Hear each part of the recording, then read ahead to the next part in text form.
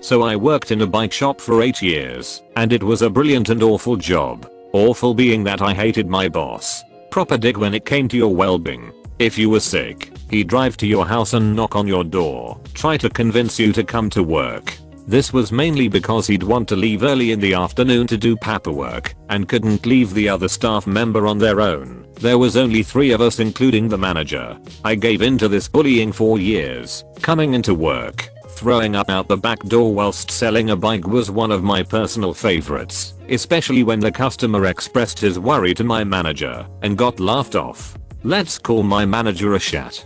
Anyway, one December the viruses were going around. Everyone was getting it. Obviously, dealing with hundreds of customers a week, I was bound to get it. I got it, and I got it bad. I ended up bedridden on my day off, and text a shat that I wouldn't be in tomorrow, as I'd need to go to the doctor's. Phone starts ringing off the hook, messages left, right and center. Then, the knocking at my door. I couldn't answer it as I could barely walk downstairs to do so. He was there for a good 20 minutes before he finally gave up. He messaged me later on that night saying if I didn't come in, then I'd lose a day's pay because I was on a part-time contract at the time, but was working full-time hours. Then it hit me, I can really screw him over here. I didn't need the money at the time, as I worked in a pub on a night as well, which topped my wages up quite generously. So I messaged him back, no problem, I'll go on to my contracted hours. See you in 2 days, when my shift starts again. All I got back from a chat was haha okay. I came in 2 days later, still in an awful condition, but able to get on with some work whilst coughing my lungs up. A chat starts reeling off the Christmas orders. Now, for a bike shop, it's a military operation of booking so many bikes in a day to build and be collected. You get 1012 bikes in to build for the next day, then make sure today's bikes were picked up or moved back into storage. That alone is a full day's job, on top of selling bikes and parts etc. We also did car auto parts like bulbs and batteries, so in the winter you can imagine how many of those we were changing on top.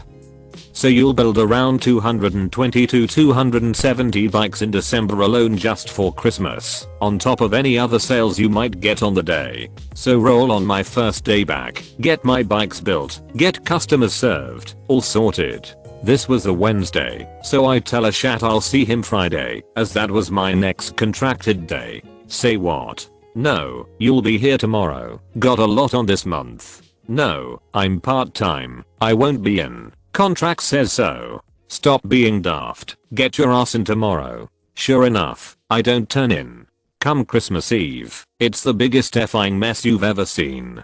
Bikes everywhere, no one collecting them, and those who are, their bikes haven't been built. Worst Christmas ever recorded in that shop. No one was paying for bikes because they couldn't collect them due to not being built, or they're in storage 15 minutes away that a chat can't get out the shop to go grab them for the customer. So guess who got handed a lovely shiny full-time contract with sick days, a higher wage and an apology on New Year's Eve. I was there another year, and I never got bugged for taking a sick day again.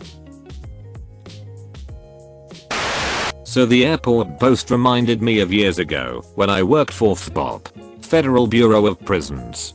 The facility I worked at was a complex, 4 different facility levels of inmates: camp, medium, maximum, super maximum. I had made the transport team, which usually just consisted of busing guys to transfer facilities, medical apts, etc. We also had to handle emergency transports to hospitals, or, as in this case, WITSEC transfers. WITSECs are in prison witness protection inmates, usually guys who testified on the big bosses for lighter sentences. So, as you can imagine, if someone recognized them, we had to move them pretty fast. So, all transport team had to go back in our locker. I was pretty new, so I had gone out when first accepted to transport, and just bought the bare minimums. Go bags are like medium purse size. I had a change of undergarments, soft pants, t-shirt, and I just picked up one of those pre-packaged toiletries bags from Walgreens. So, I come into work, and I'm walking down to my unit, when LT intercepts me. Seems someone f'd up big time, and we got a WITSEC and his co-defendant, guy he testified against, insane facility. So, Witzek was snatched up, is in the shoe, and we are to take him to a facility in FL. Plane leaves in a couple of hours. Driver is standing by. Inmate's belongings will be mailed. Why the big hurry? Well, both these guys are maximum security, with a very high escapa threat to public safety rating, and gang affiliations. Basically, if one knew the other was that close, it could kick off a full-blown riot. If I remember right, 3 people's heads rolled for that F up. So, we're off to grab our go bags, get paperwork, and off to the armory. This guy required transport in a 5-point harness, minimum 2 armed guards. So we are issued a 9mm and 45 rounds of ammo each. We have 3 mags, 2 on our belts, 1 in the gun, and 1 round chambered. We are required to count each bullet before leaving armory. Me and partner get all necessary documents in triplicate, and scoop up our guy, and off we go. Get to airport in Denver. There's a whole special procedure for check-in. One of the things was they give you a red card with your boarding pass to let SA know you're law enforcement and have a weapon with you. Now keep in mind this was a few years after 9/11. All this stuff was still new. We have to take our restrained inmate through security now. We were a bit taken back by this. Okay, we say, and shuffle our guy on down. Now, once we showed the gatekeeper, the person who made sure there were only ticketed passengers past that point, our tickets and red cards, we are directed to a separate security line, where we secured our inmate in a holding room, and had SA verify our ammo count, weapons cleared, etc. More paperwork, you have to verify the count, when you land too. So, my partner and I are all done with weapons declaration. Paperwork signed, and SA says, I need to scan your bags too. We both shrug and toss them on her belt. They buzz through, and lady stops the belt, and is scrutinizing the screen.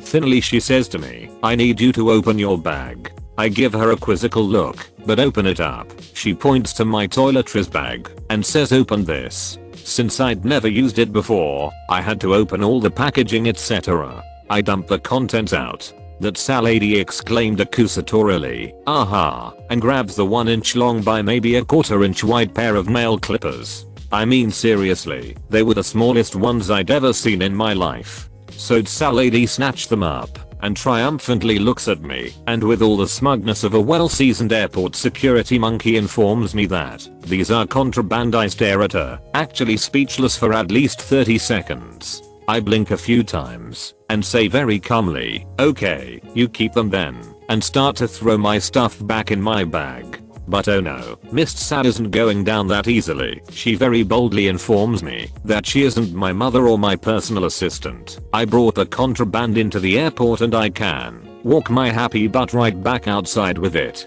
Me, and put it where? SA, I don't care what you do with it, as long as it ain't in here. Me, if you truly feel that those clippers in my possession is a threat to the security of the aircraft, then by all means keep them, but we don't have time to personally take them outside. SA, not my problem. You should have thought of that before you tried sneaking contraband on my plane. Me, you do remember a few minutes ago when you and I counted out 45 rounds of 9mm ammunition, right? SA, so. Me, well, in a pinch, I'm gonna say odds are pretty good. Given my available options, the last thing I'd use to assert control over an entire plane is the 1-inch nail clippers of doing. In fact, if I found myself left with no other options outside of the death clippers, I'd just call the whole thing off. BTW, partner has been losing his crap ever since he realized she was dead serious. He's not as quietly as he thinks he is, snorting, gasping, laughing on the other side of her X-ray belt. SA, I don't know what to tell you. I'm not throwing them away for you, and I sure as hell ain't letting you board my plane with them. Me, ma'am, maybe we can just step back and take a logical look at the situation. We need to board our flight. Nobody can step foot onto that plane until we get our inmate on and secured. I'm a federal officer. My partner and I really don't want to draw any more attention to ourselves than necessary for our safety and yours. I have a firearm and 45 rounds on my person. Surely if I can be trusted with that, I can be trusted with the clippers, and I promise to dispose of them as soon as we land, so it will never be an issue again. SA, I don't know who you think you're talking to, but it ain't me. I said take them and go. She felt as though this was a mic drop moment as she said her piece and proceeded to back away, fold her arms, and stare at me. So I just start laughing at the absurdity of the situation. I grab the clippers, put them in my front pocket, tell partner let's go. We go get our inmate and start shuffling him to the front. Partner is on the phone with lieutenant and captain, telling them what's been going on. They can't believe it and are pissed. We're being paged to come to gate X to board. I get out of SA lady site and approach different SA security lady, ask her to get a supervisor for me as we have an issue with our transport, and show her my red card. She calls supervisor with some kind of get your but here now code, because within seconds supervisor is jogging up to us. I ask him if he can kindly call gate X for flight Y and let them know they are going to be delayed approximately an hour because I cannot dispose of my contraband mail clippers within the airport. He looks at me like a confused puppy, head tilt and everything, and says huh, while eyeing my weapon. I tell him, I'm very sorry, I didn't realize I had clippers in my bag. Your SA agent was very clear that no exceptions could be made, and I'm required to remove them from the premises before we can board. Unless of course, if you wouldn't mind, could you possibly help me out so we don't have to escort him? Nodded towards inmate. Back through the airport, I pull the instrument of doom from my pocket and offer them to him. Well, to wrap this up finally, supervisor takes clippers, says he'll address this, gives us a ride on the cart to our gate. We board and the rest of the trip was uneventful, less than non-stop hilarious quips my partner was dishing out the whole time. He told the story to everyone we met on that trip. Warden even heard about it and brought us into his office so he could hear the story firsthand. Everyone thought it was funny after the fact. Federal prisons, a laugh riot a minute. Thank you for watching. Slap that like button and comment your opinion on these stories below. I'm waiting. Write that comment. Seriously. Have you written it yet? If you don't comment, you make a bunny cry somewhere. You're not that kind of person, I know. Anyways, peace out and catch you tomorrow.